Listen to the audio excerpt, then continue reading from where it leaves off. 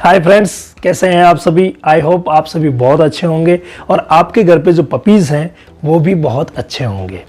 Friends, कई हमारे friends की ये शिकायत रहती है कि मेरे घर पे जो पपी है वो काटने को दौड़ता है, हर वक्त काटता रहता है, बाइटिंग करता रहता है, जिसकी वजह से हमेशा हमें खतरा बना हुआ रहता है।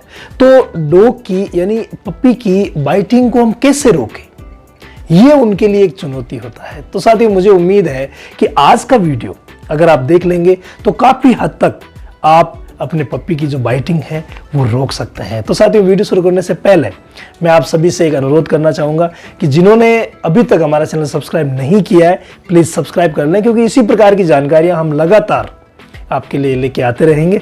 तो फ्रेंड्स, देखते हैं। मुख्यतः साथियों, पपीज़ से, उनकी बाइटिंग से हमें रेबीज़ का खतरा रहता है, लेकिन मैं आपको एक बात से आश्वस्त कर देता हूं कि जब तक पपी 80 डेज यानी 80 दिन का नहीं हो जाता, तब तक बहुत ही कम चांसेस होते हैं उसमें रेबीज़ के। अगर वो कहीं बाहर नहीं जाता है, तो हमारे घर पे ही रहता है, तो 80 दिन से पहले बहुत कम चांसेस रहते हैं और 80 दिन के बाद आप रेबीज़ का वैक्सीनेशन करवा सकते हैं। फिर भी हमें बाइटिंग की जो हैबिट है, उनकी आदत है, वो हमें रोकनी होगी, क्योंकि बाइटिंग करने से कई नुकसान और भी हो सकते हैं। हमारा जो प्रेम है पप्पी के साथ वो कम हो सकता है। तो इसलिए बाइटिंग को रोकना बहुत ज़्यादा ज़रूरी है। साथियों, उसके लिए मैं आपको एक बात विशेष बताना चाहूँगा कि ये बाइटिंग करते क्यों हैं।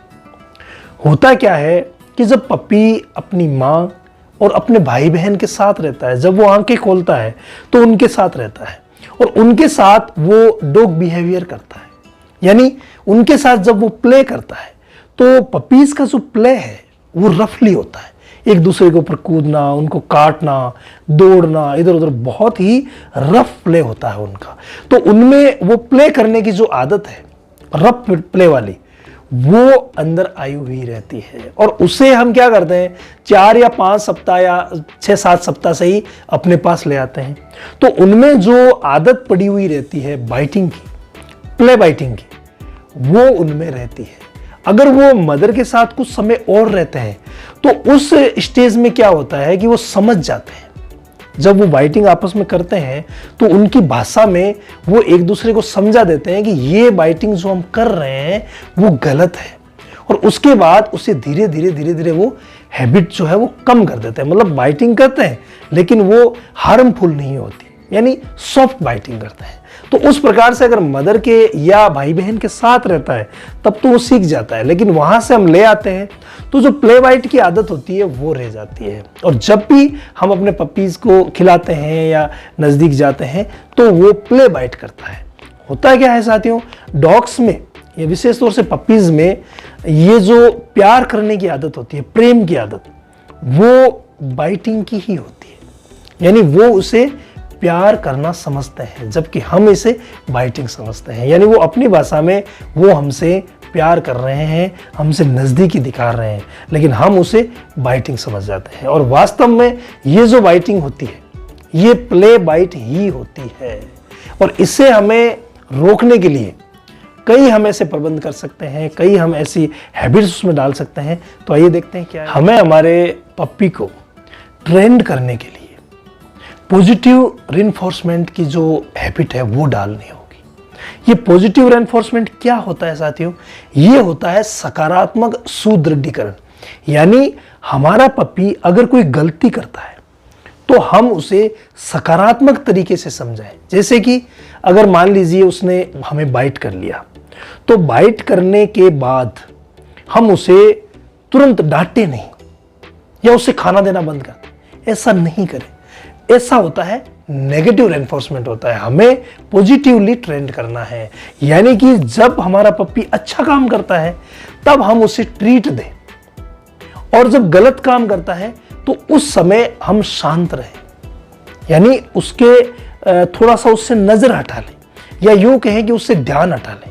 अगर वो नेगेटिव कर रहा है, कुछ गलत कर रहा है, तो उससे ध्यान हटा लें, और अच्छा कर रहा है तो उसे ट्रीट करें। यही होता है साथियों पॉजिटिव रेनफोर्समेंट। तो हमें ट्रेंड करने के लिए ये विशेष तरीका इस्तेमाल करना है। विशेष तौर से जब बात आती है बाइट की, तो हमें एक विशेष ध्यान रखना है कि जो ही हमारा पपी बाइट करे, हमें लाउड साउंड निकालनी है, यानी जोर से उसे बोलना है, जैसे कि हम नॉर्मल भाषा में बोलते हैं नो। अधिकतर जो फ्रेंड्स हैं वो यही वर्ड्स यूज करते हैं, और मैं भी आपको यही हिदायत दूंगा कि ये वर्ड्स आप यूज करें।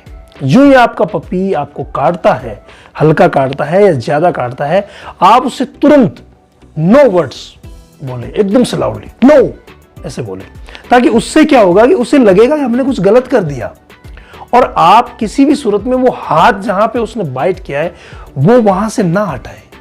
यानी आप नॉर्मली रहें, बाकी सब नॉर्मल है, लेकिन जो उसने काटा है उसके लिए उसे नो मिला है।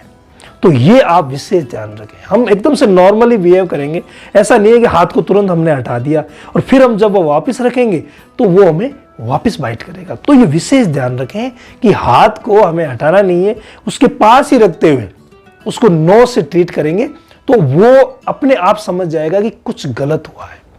अब दोबारा से जब हम कभी उसको छुएंगे, उसके हाथ रखेंगे या हाथ पास में ले जाएंगे, अगर वो नहीं काटता है तो हम ऐसा लाउड वर्ड कोई भी यूज नहीं करेंगे, सॉफ्टली उसे पुचकारेंगे और उसे ट्रीट देंगे।